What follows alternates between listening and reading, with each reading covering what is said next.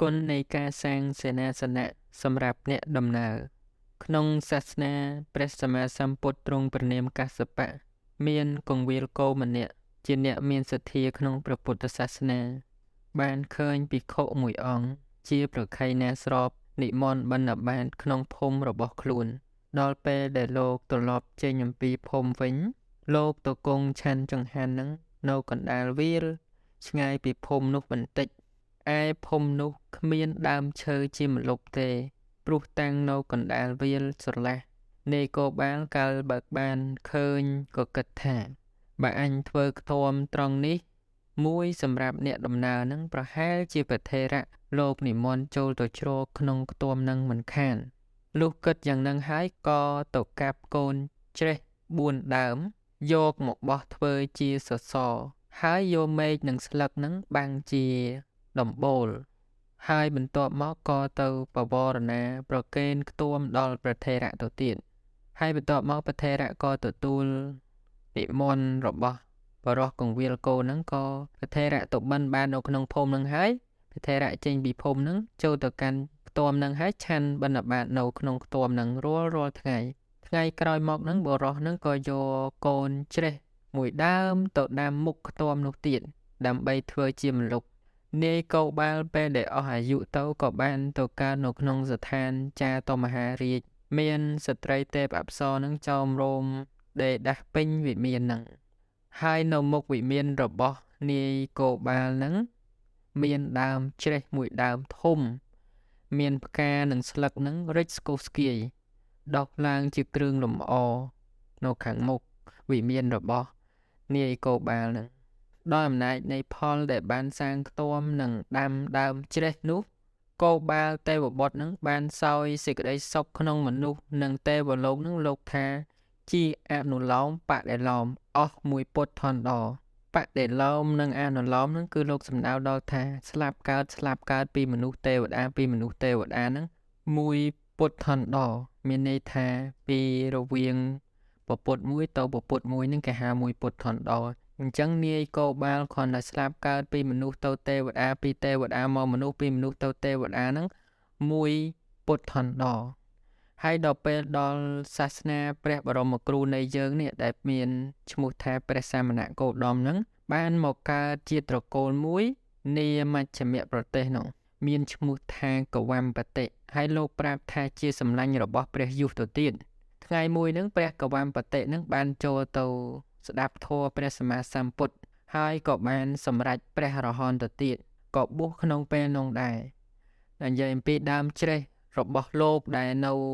ជាទេវបុត្រនៅឋានចាតមហារាជហ្នឹងនៅមានមកដល់ពេលហ្នឹងទៀតអញ្ចឹងពេលដែលលោកនិមន្តទៅបិណ្ឌបាតហើយលោកតែងតែទៅឆាន់បិណ្ឌបាតនៅក្រោមដើមច្រេះហ្នឹងរឿយបិណ្ឌបាតហើយនិមន្តទៅឆាន់នៅក្រោមដើមច្រេះហ្នឹងជារឿយសម័យថ្ងៃមួយនឹងស្ដេចបាយាលិដែលមិនជ្រះថ្លាក្នុងពុទ្ធសាសនាទេជាអ្នកធ្វើទាននឹងខ្ជិះខ្ជាយពេលដែលស្ដេចអង្គនឹងទីវង្គតទៅនឹងបានទៅកើតក្នុងស្ថានចាតមហារាជការនឹងហើយអត់មានវិមានដូចគេទេជាន់ចាតមហារាជការជាន់ទាបជាងគេបង្អស់ក្នុងស្ថានទេវតា6ជាន់ហ្នឹងទេវតាខ្លះដើរស៊ីកំហាកស៊ីបាយស៊ីកតិកទីបាយអីទេវតាខ្លះក្រជាងយើងទៀតនៅក្នុងជាន់ចាតមហារាជការហ្នឹងអញ្ចឹងស្ដេចបាយាលិហ្នឹងទៅកើតជាទេវតាជាន់ចាតមហារាជការហ្នឹងហើយអត់វិមានរស់នៅទេសម័យថ្ងៃមួយហ្នឹងព្រះកវំបតិដែលបិណ្ឌបាតហើយក៏និមន្តទៅឆាន់នៅក្រោមដើមច្រេះដែលដោះដល់អំណាចនៃបុណ្យរបស់ខ្លួនហ្នឹងក៏បាយាលិទេវបុត្រហ្នឹងទៅនៅក្រោមដើមច្រេះហ្នឹងព្រោះអត់មានវិមានអីនៅនឹងគេផងហើយក៏ព្រះកវំបតិនឹងសួរអំពីប្រវត្តិរបស់ខ្លួនណែនាំអំពីប្រវត្តិរបស់ខ្លួនអញ្ចឹងទៅក៏ព្រះកវំបតិនឹងឲ្យនៅអាស្រ័យនឹងដើមច្រេះហ្នឹងទៅសម័យថ្ងៃមួយនឹងស្ដេចវេស្សវណ្ណចង់ឲ្យបាយាលិទេវបុត្រហ្នឹងទៅដើម្បីការពារពួកមនុស្សទាំងឡាយដើម្បីកុំឲ្យអមនុស្សកាចហ្នឹងបៀតបៀនព្រោះអមនុស្សតែងតែបៀតបៀនពួកអ្នកធ្វើជំនួញអ្នកត្រាច់ចរទៅដើម្បីធ្វើជំនួញនៅទីដទៃហ្នឹងអមនុស្សទាំងឡាយតែងតែបៀតបៀនអញ្ចឹងពេលនោះព្រះបាទវេស្សវណ្ណនឹងឲ្យ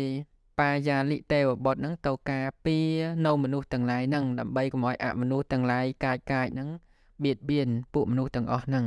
ក៏ទេវបុត្របាយាលិហ្នឹងបានឱកាសពេលហ្នឹងហើយដែលមានពួរអំពីស្ដេចវេស្សវណ្ណចឹងហើយទៅការពារនៅវាលខ្សាច់ហ្នឹងហើយវាលខ្សាច់ហ្នឹងមានដើមជ្រេះដុះនៅវាលខ្សាច់ហ្នឹងសម្រាប់ឲ្យបាយាលិទេវបុត្រហ្នឹងរស់នៅក្នុងដែររឿងហ្នឹងក៏ចប់ត្រឹមហ្នឹងហើយក្នុងសាច់រឿងហ្នឹងគឺយើងបានសិក្សាច្រើនទីមួយហ្នឹងអានិសង្ឃនៃសេនាសនៈទានពាក្យថាសេនាសនៈគឺសំដៅដល់ទីដេកទីអង្គុយទីប្រក់ទីបាំងហ្នឹងអាហ្នឹងគេហៅថាសេនាសនៈហើយអញ្ចឹងអានិសង្ឃរបស់សេនាសនៈទានហ្នឹងប្រសើរហើយចាំមើលយើងវែកញែកតើអានិសង្ឃនៃសេនាសនៈទានដែលប្រសើរហ្នឹងប្រសើរយ៉ាងម៉េចមានន័យថាយើងកសាងរោងឆទានមួយដាក់នៅផ្លូវបែកជា4អញ្ចឹងទៅដាច់សយ៉ាអញ្ចឹងទៅមនុស្សទាំងឡាយដែលជិះម៉ូតូពេលមេឃភ្លៀងហ្នឹងក៏ចូលទៅជ្រកនៅក្រោមដំបូលដែលយើងបានកសាងសាលាឆោទានមួយហ្នឹងអង្គុយឬដេកឬក៏ថាជ្រកភ្លៀងជ្រកក្តៅហ្នឹងគណៈចិត្តដែលយើងបានធ្វើហ្នឹងវាជាបុណ្យមួយហើយតែដល់ពេលដឹងថាគេទៅជ្រកមលប់ទៅអីហ្នឹងក៏ត្រេកអរថែមទៀតបុណ្យហ្នឹងឯងកើតឡើងកម្រិតមួយទៀតអញ្ចឹងបាននៅក្នុងព្រះអភិធម្មហ្នឹងលោកផ្ដោតសំខាន់លើអបរាបរចេតនាដែរណាត្បិតតែចេតនាទាំង3ហ្នឹងសំខាន់ទាំងអស់ប៉ុន្តែបើសិនណាអបរាបរចេតនាហ្នឹងមិនកើតឡើងទេមានតែចេតនា2ហ្នឹងកម្មហ្នឹងឲ្យផលមកក៏មិនសូវមានកម្លាំងអីដែរតែបើមានចេតនាទាំង3ហ្នឹងកម្មហ្នឹងឲ្យផលមកគឺមានកម្លាំងណាហ្នឹងគឺលោកសំដៅដល់ថាពេលដែលយើងបានធ្វើសេនាសនៈទានហើយបុណ្យដែលយើងបានធ្វើសេនាសនៈទានរួចហើយហ្នឹងវាបុណ្យបានសម្រេចហើយតែខាងក្រោយមកនេះយើងចេះតែត្រេកអរបានមានអ្នកមានសិលទៅជ្រកទៅអាស្រ័យនឹងសេនាសនៈរបស់យើងនឹងកាន់តែត្រេកអរអាត្រេកអរជាខាងក្រោយនឹងបុណ្យនឹងឯងគណនាមិនបានច្រើនណាស់ដែលឮថាមានអ្នកមានសិលមានភិក្ខុសង្ឃមានឧបាសកឧបាសិកាពុសបរោះទាំងឡាយទៅអាស្រ័យសេនាសនៈរបស់យើងនឹងយើងនឹកដល់សេនាសនៈទានរបស់យើងនឹងកាន់តែបានបុណ្យក្រៃលែងឡើងទៀតជាភ័យយោភាពតទៅរហូតអញ្ចឹងបុណ្យបព្វចេតនាមានហើយមញ្ញនចេតនាក៏មានហើយចេតនាចង់ធ្វើក៏មានហើយកំពុងធ្វើក៏មានហើយតែសំខាន់ចេតនាក្រោយនេះត្រេកអររីករាយជាភ័យយោភាពរហូតអញ្ចឹងបុណ្យនឹងឯងកើតឡើងតាមគណៈនៃចិត្តដែលយើងនឹកឃើញគណៈនៃចិត្តយើងបាននឹករលឹកដល់បុណ្យដែលយើងបានធ្វើហ្នឹងអញ្ចឹងអានិសង្ឃរបស់សេនាសនៈទានអានិសង្ឃនៃការថ្វាយសេនាសនៈទានហ្នឹងសំខាន់ណាស់ក្នុងបច្ច័យ4របស់ភិក្ខុសង្ឃក៏មានសេនាសនៈបច្ច័យហ្នឹងមួយដែរมันអាចអត់មួយណាទេត្រូវតែចៃវរៈបច្ច័យហ្នឹងត្រូវតែសំខាន់សេនាសនៈបច្ច័យហ្នឹងត្រូវតែសំខាន់ឯបណ្ឌបាតបច្ច័យនោះរឹតតែសំខាន់ទៅទៀតភេសជ្ជៈហ្នឹងក៏ជាបច្ច័យសំខាន់អញ្ចឹងក្នុងបច្ច័យ4ហ្នឹងក៏មានសេនាសនៈបច្ច័យមួយសម្រាប់ភិក្ខុសង្ឃហ្នឹងដែរអានិសង្ឃនៃសេនាសនៈទានហ្នឹងប្រសើរត្រង់នៃថាពេលដែលយើងនឹកឃើញហើយលោកប្រើទាំងយប់ទាំងថ្ងៃសប្បុរសឬក៏បុគ្គលណាដែលប្រើប្រាស់សេនាសនៈរបស់យើងហ្នឹងទាំងយប់ទាំងថ្ងៃហ្នឹងយើងនឹកឃើញដល់ថាបុគ្គលដែលអ្នកមានសិលបានប្រើប្រាស់នៅសេនាសនៈរបស់យើងហ្នឹងទៅយើងនឹកឃើញនឹងឯងបុណ្យនឹងឯងវាធ្វើឲ្យយើងជាភ័យយោភាពហ្នឹងកាលណាដែលជាភ័យយោភាពហើយអបរាបរចេតនាដែលត្រេកអរជាខាងក្រោយនឹងឯងធ្វើឲ្យយើងកើតសេចក្តីជ្រះថ្លាស្ងប់ចិត្តប្រះចាកកិលេសពេលនោះសេចក្តីសុខផ្លូវចិត្តរបស់យើងកើតឡើងច្រើនសំខាន់អបរាបរចេតនាដូចជាយើងកសាងផ្លូវអញ្ចឹងណាយើងបានកសាងហ្នឹងវាបានបនហើយប៉ុន្តែពេលដែលយើងជាខាងក្រោយមកយើងត្រេកអរឃើញមនុស្សទាំងឡាយចេញចូលទៅតាមភូមិទៅតាមស្រុកហ្នឹងដោយសារតែផ្លូវយើងបានកសាងហ្នឹងអញ្ចឹងអាត្រេកអរគណៈជាខាងក្រោយហ្នឹងបុណ្យហ្នឹងឯងក៏គណនាមិនបានដែរច្រើនឡើងពីដែលយើងកំពុងធ្វើហ្នឹងថាបុណ្យហ្នឹងវាច្រើនហើយតែយើងត្រេកអរជាខាងក្រោយហ្នឹងទ្វេដងទៅទៀតវាច្រើនឡើងណាអញ្ចឹងបានថាឲ្យមានចេតនាទាំង3ហ្នឹងបព្វចេតនាមញ្ញនចេតនាបរាចេតនាតែរហូតដល់មានចេតនា4នេះអបរាបរចេតនាមានន័យថាត្រេកអរជាខាងក្រោយ10ឆ្នាំ20ឆ្នាំ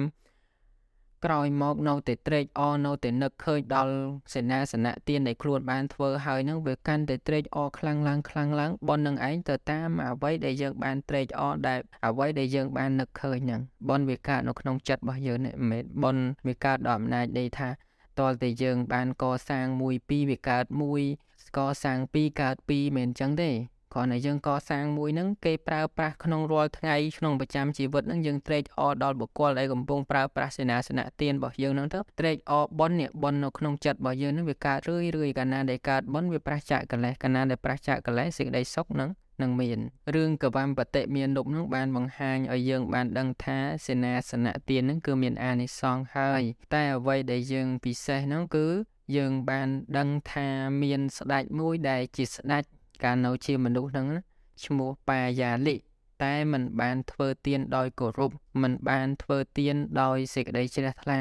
ធ្វើទានដោយបោះបោកធ្វើទានដោយមិនគោរពក្នុងទានដោយអញ្ចឹងបុណ្យនឹងឯងឲ្យផលដែរបើនៅឲ្យបដិសន្ធិក្នុងជន់ចាតមហារាជការអញ្ចឹងទៅហើយអត់មានវិមានរស់នៅគេអញ្ចឹងមានន័យថាមិនតែសិតតែទេវតាសិតតែប្រសើរណាទេវតាខ្លះក្រជាងយើងទីណាត្រូវដើររកអាហារដើម្បីបរិភោគអត់មានអាហារស្រាប់ឯងនឹងទេវតាខ្លះក្រជាងយើងផងអញ្ចឹងមិនឲ្យតកើតទេវតាសិតតែប្រសើរទេទេវតាខ្លះត្រូវដើររកអាហារត្រូវរកកំហាកត្រូវបរិភោគកាកសំណល់ដែលគេជះចោលនឹងត្រូវយករបស់របរអស់ហ្នឹងមកបរិភោគអញ្ចឹងអ្វីដែលសំខាន់ត្រូវធ្វើទានដោយគោរពកុំបន្ទុះនឹងទានកុំបន្ទុះដល់បុគ្គលដែលយើងឲ្យបើតាំងចិត្តថាលះឲ្យដល់បុគ្គលនឹងហើយ